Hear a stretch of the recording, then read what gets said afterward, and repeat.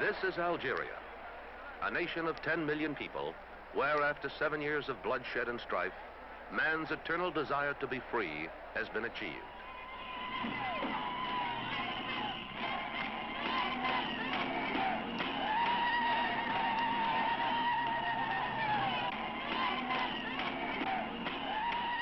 Where the joy and celebration of independence climax a record of struggle written in the blood of martyrs.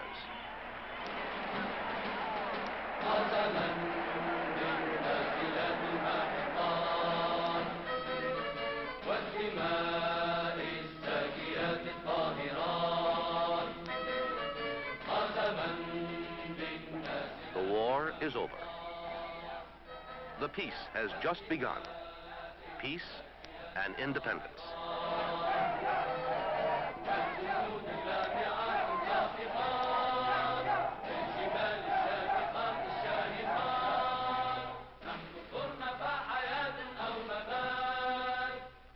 This is an historic moment, a moment which brings to Algeria a new glory, a new identity, an equal place in the world's family of nations.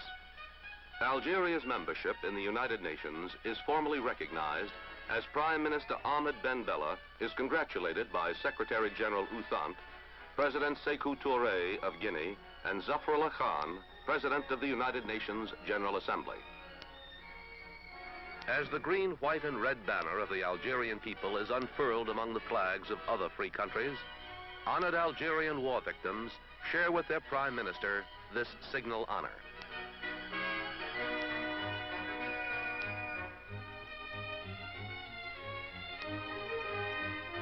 Here, too, in the United Nations organization, where dedicated men of all nations direct their energies toward the peaceful settlement of international problems, Algeria is saluted as a new member nation by the full body of the General Assembly in a standing ovation.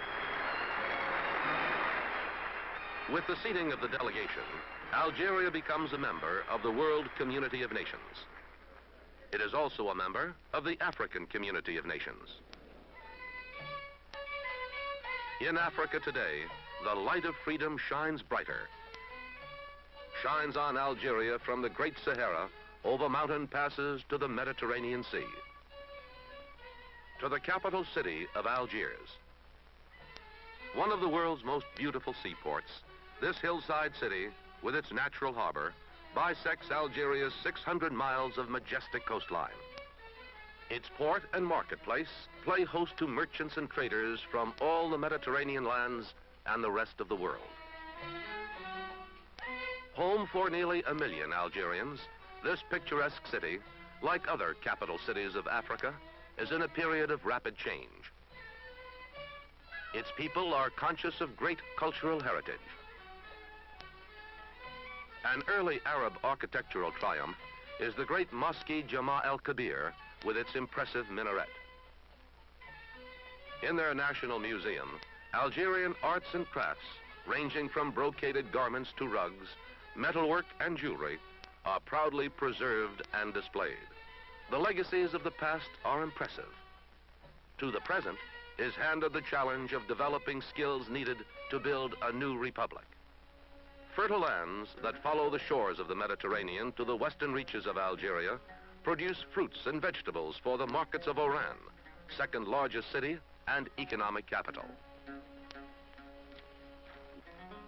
With its modern port facilities, Oran is a major shipping center. Like all of Algeria, Oran is in a period of transition.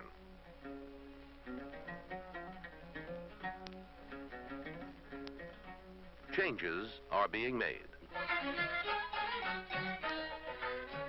And flags of the new Algeria fly from every window and rooftop in the city. In direct contrast to the fertile lands of western Algeria are the mountains of the Grand Kabylie to the east of Algiers. Here the rugged terrain with its snow-capped peaks and ranges provides a bare living for sturdy shepherds and olive growers.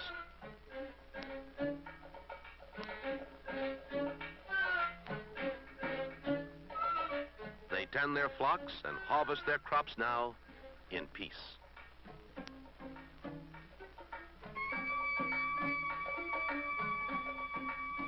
Already, Algeria is making plans to improve the future of these people through teaching new skills and developing the land by modern methods, reforestation, construction of dams to harness the waters for irrigation and for electric power necessary for industry in the growing cities. Close by, where the mountains meet the sea, is the seaport of Annaba. Grown from a fishing village to a city of size, Annaba is an industrial port where modern loading equipment speeds the servicing of ships from all the world. Phosphates, zinc, iron ore, lead and copper from the mines in the mountains are important to the country's economy as exports and to the further expansion of its industry. Farther back from the eastern seacoast in the Atlas mountain range is the ancient fortress city of Constantine. It has been an important trading center for centuries. For the past 7 years, Constantine has been a stronghold of the resistance forces and a scene of almost constant guerrilla warfare. Casualties have been heavy. Hardly a family has been spared. So much so that it can be called Constantine, home of the martyr. South from Constantine, the mountain passes give way to the high plains and the grain and wheat producing areas. Normally capable of feeding about half of the country's population, the area has been devastated by war and neglect. But with modern agricultural methods and equipment, production can be greatly increased and new lands can be brought under cultivation. Much of Algeria's land is desert. In the vast Sahara region, palm-fringed villages grow and harvest succulent dates and figs.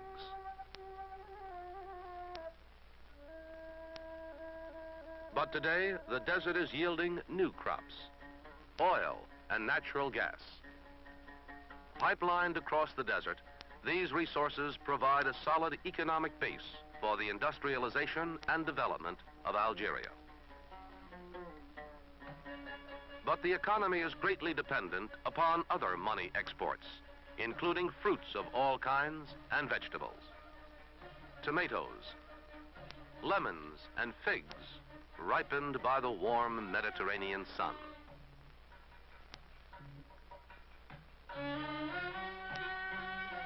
Algerians go to work with a will to revive their war-torn economy. In addition to restoring farms, plans for the future include expanding industry, creating new jobs, providing more schools, bettering health conditions, and building new homes. For to the Algerians, independence carries a new hope for the future and an opportunity to better their lives. In July 1962, notice of a referendum was posted throughout the land. The referendum asked but a single question: do you approve of Algerian independence and cooperation with France? The answer that would be given at the polls was evident. Rapidly throughout the land, Algerians expressed themselves with slogans and flags. Where no flags of the new Algeria were available, they were made on the spot. A holiday spirit prevailed. But for all the surface gaiety, there was deep realization of the solemnity of the occasion.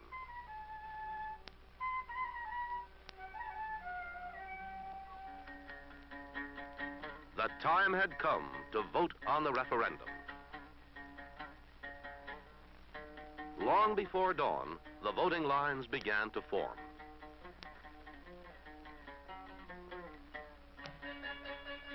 Every Algerian sensed the full importance of his vote.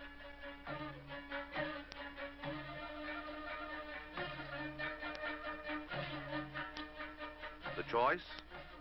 Independence. A simple yes or no.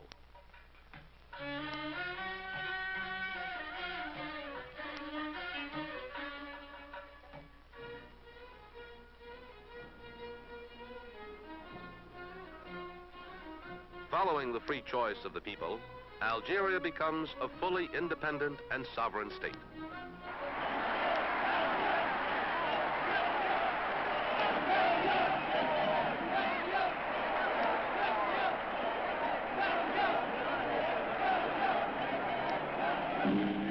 From Algiers to Touggourt, from Oran to Annaba, from the desert sands to the mountains of the Grand Kabylie. On this day, a nation celebrates its independence. Gloire et honneur à nos martyrs shuhada.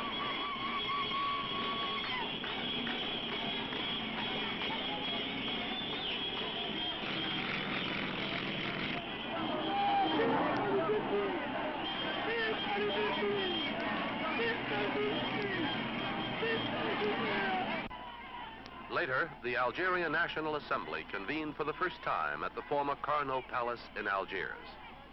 Crowds watched the deputies and other dignitaries arrive for the first session.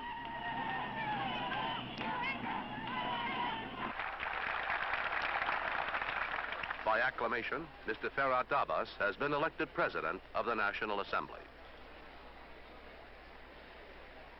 But the main order of business is the election of a Prime Minister.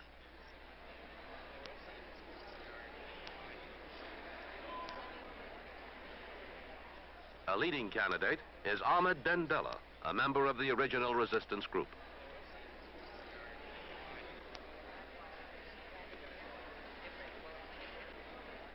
Along with the other members of the assembly, he too casts his vote.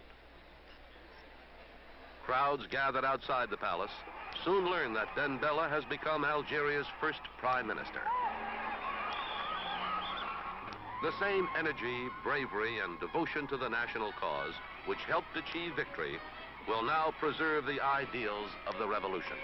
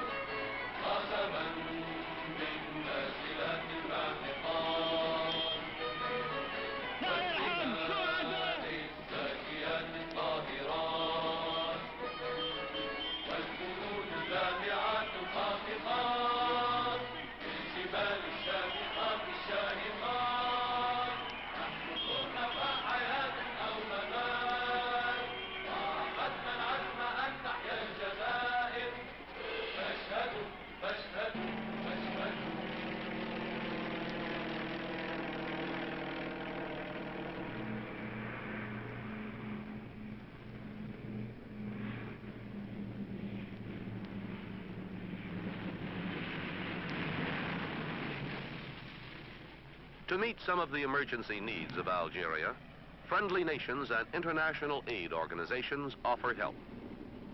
Medical supplies are flown in to overcome health problems.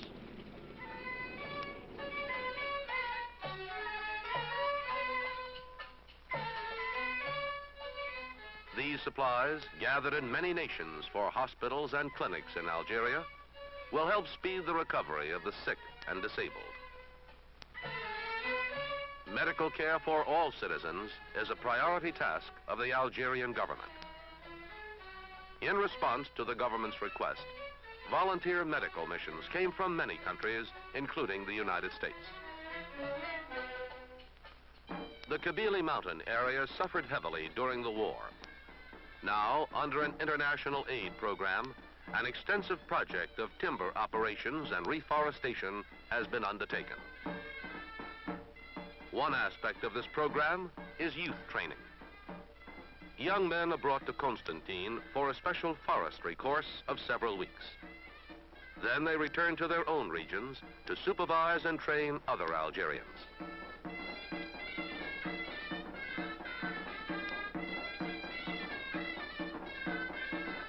Food supplies from many countries supplement the government's efforts to reduce hunger and unemployment through these national development projects.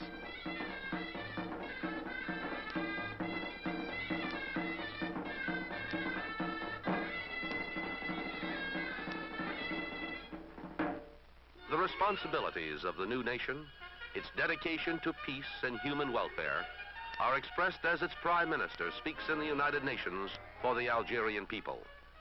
Monsieur le Président, Messieurs les délégués, il est, dans la vie des peuples, des heures où le destin s'arrête pour choisir son chemin.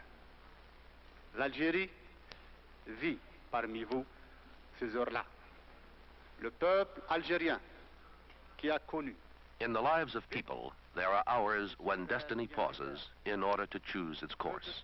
Algeria is living through such times now. The people of Algeria, who have known, lived through, and suffered many wars, wish with all their strength to contribute to the construction of a solid basis of peace. In welcoming Algeria to the United Nations, many of you have shown your confidence in us. By the same token, you have recognized that it has certain rights and certain duties. Algeria will jealously protect those rights and will be generous with the others. It is a fraternal hand which we extend to you, and it is together that we will have to seek out the old wisdom of peoples and the means for assuring the generations of the future the only legacy which is of any service to mankind in times of peril, the peace of men of goodwill.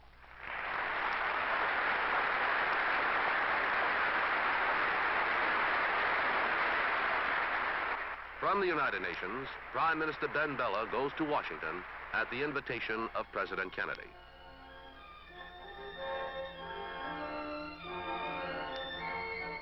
The meeting of these two leaders affirms their people's mutual devotion to freedom. When President Kennedy welcomed Prime Minister Ben Bella, he spoke of the hand of friendship Americans extend to Algeria. This moment of national independence for the people of Algeria, the creation of a great new state, represents the devoted and courageous work of the Algerian people and their leaders, stretching over many years. I congratulate them. I congratulate them as President of the United States, and I congratulate them on behalf of the American people. We too fought for our own independence also, and it cost us many years of bloodshed and tears and work and perseverance. But we finally obtained our independence as you have yours, and we have maintained it as you will yours. It's a particular source of satisfaction to me to express these words of greeting to our friends in Algeria, because I recall speaking some years ago in the Senate of the United States on behalf of independence for Algeria. And now that great goal has been achieved. We wish you every success in the future. And I want to assure you of our wholehearted desire to work in cooperation with you and your leaders on behalf of peace and prosperity and the progress of your people and mine and of all mankind.